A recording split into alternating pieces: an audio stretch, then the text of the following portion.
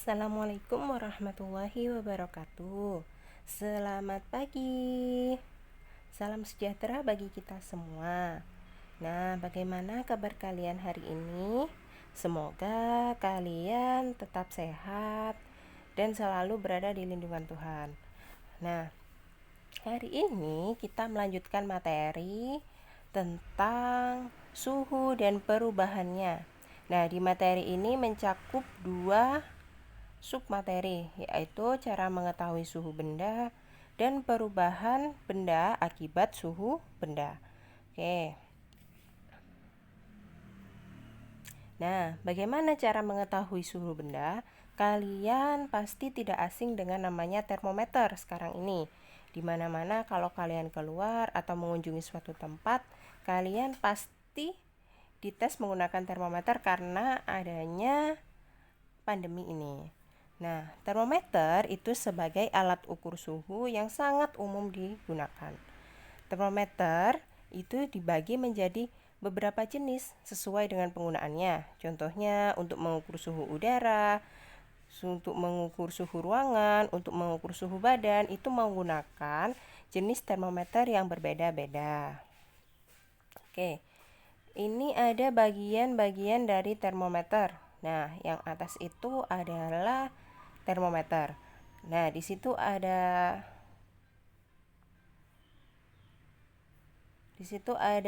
tandon atau reservoir zat cair.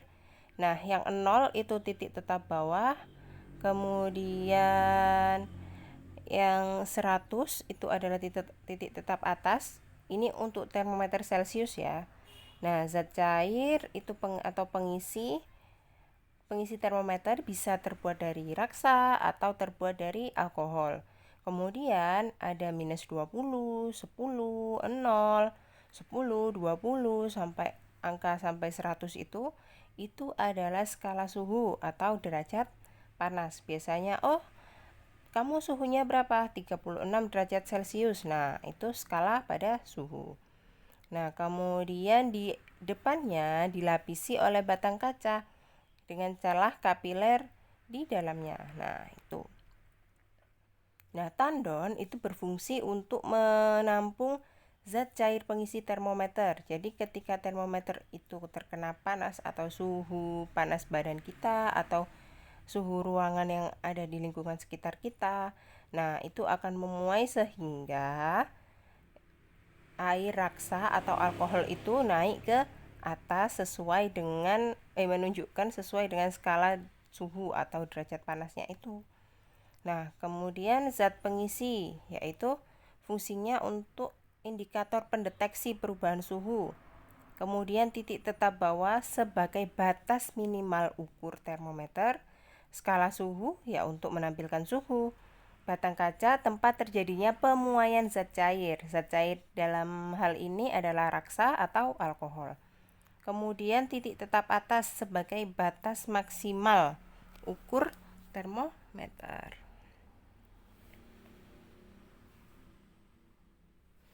Nah, kemudian ada jenis-jenis termometer.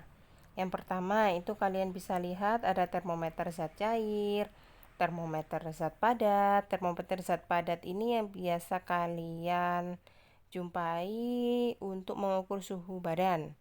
Nah, kemudian ada termometer kristal cair, itu tinggal ditempelkan aja caranya menggunakan. Kemudian ada termometer zat gas dan ada termometer digital yang saat ini sering sekali digunakan. Thermal gun ya. Nah, jenis-jenis termometer. Nah, ini ada kelebihan dan kekurangannya. Menurut zat pengisinya, yaitu jika termometer itu diisi dengan raksa, kelebihannya mudah dilihat karena mengkilap. Volume berubah secara teratur ketika terjadi perubahan suhu, tidak membasahi dinding, mempunyai titik beku minus 40 derajat Celcius, dan titik didih 350 derajat Celcius, sehingga mempunyai jangkauan pengukur yang cukup luas. Terus dia itu juga dapat menunjukkan suhu dengan cepat dan tepat karena transparasi secara merata. Kekurangannya, termometer raksa ini harganya cukup mahal. Dia tidak dapat mengukur suhu yang sangat rendah. Jadi dia tidak bisa mengukur suhu di bawah minus 40 derajat Celcius. Kemudian merupakan zat yang beracun apabila tabungnya pecah. Nah, yang kedua, termometer jenis alkohol. Kelebihannya, dia harganya lebih murah, dapat mengukur dengan teliti karena perubahan volumenya itu besar, kemudian mempunyai titik beku minus 114 derajat Celcius, dan titik didih 78 derajat Celcius, sehingga dapat mengukur suhu yang sangat rendah. Kekurangannya, dia hanya memiliki titik didih 78 derajat Celcius, sedangkan titik didih air aja kalau pada 1 atmosfer itu sekitar 100 derajat Celcius. Dia tidak berwarna sehingga sulit dilihat, dan dia itu membasahi dinding kaca. Oke, kita belum sampai mengukur suhu benda ya. Tapi di sini ada termometer. Termometernya ada termometer Reaumur, jenis-jenis termometer ya. Ada termometer Reaumur, termometer Celcius, termometer Fahrenheit, dan Kelvin. Nah, di sini ada perbedaan dari skala Reaumur, Celcius, Fahrenheit, dan Kelvin. Titik tetap bawah termometer Reaumur adalah 0. Kemudian titik tetap atas atau titik didih, kalau titik tetap bawah itu bisa disebut titik beku. Kalau titik tetap atas bisa disebut titik didih. Titik tetap bawahnya 0, titik tetap atasnya 80. Nah, kalau termometer Celcius, titik tetap bawahnya 0, sama-sama 0, tapi titik tetap atasnya 100. Kalau Fahrenheit, titik tetap bawah itu 32, jadi bukan di 0, tapi di 32. Kemudian titik tetap atasnya 212. Nah, kalau Kelvin, kalau ini kan ada derajat Reaumur, derajat Celcius, derajat Fahrenheit. Nah, kalau Kelvin nggak pakai derajat, tapi langsung Kelvin. Titik bawahnya, titik tetap bawah 273. Titik tetap atasnya 373. Jadi ada perbedaan antara Reaumur, Celcius, Fahrenheit, dan Kelvin.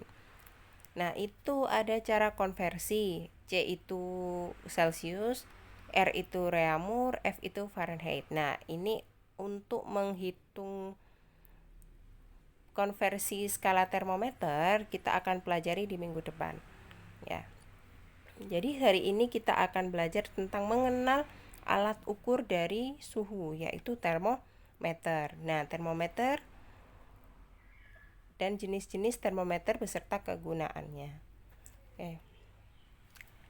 Nah, kalian setelah pembelajaran ini kalian menuju ke tugas IPA. Ya, jadi kalian kerjakan dengan baik. Semoga pembelajaran hari ini bermanfaat, dan mohon maaf apabila saya salah dalam berkata-kata atau kurang jelas. Nah, jika kalian kurang jelas, kalian dapat menggunakan chat grup WhatsApp untuk berdiskusi dan menanyakan terkait dengan materi termometer ini. Terima kasih, sekian dari saya. Wassalamualaikum warahmatullahi wabarakatuh. Selamat pagi.